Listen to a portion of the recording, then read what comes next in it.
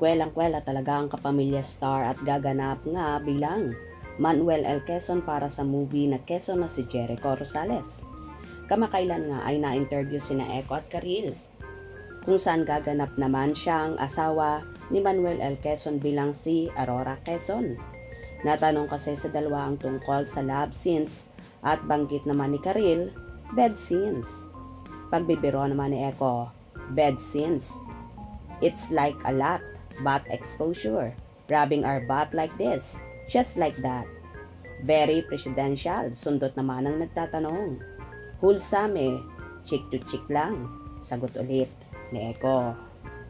Kate was saying earlier, Echo, because we've been talking about this movie ever since she was kind of being able to be open about it. She cannot stop talking about the love scene that you guys are scheduled to have in this movie. The bed scene, sorry, bed scene. I wanted to be a little bit classier, but okay, fine. Bed scene. And it's like a lot of butt exposure. It's us like rubbing our butts like this. Yeah, just like that. It's like, oh, honey. Very presidential. Oh, diba?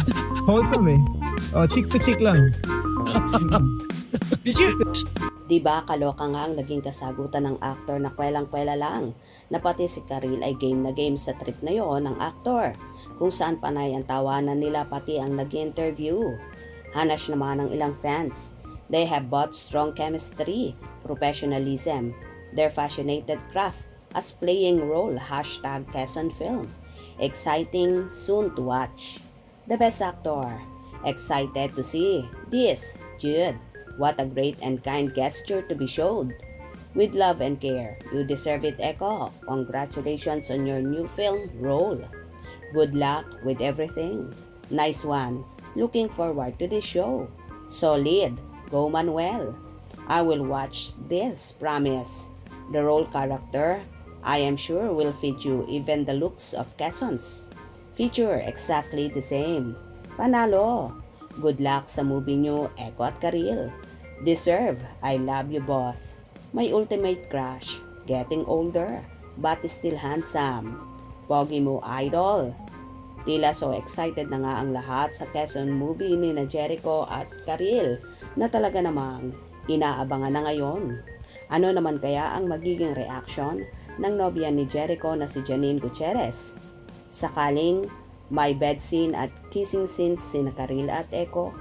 For sure okay lang ito kay Janine dahil role naman ito at may asawa ng tao si Karil.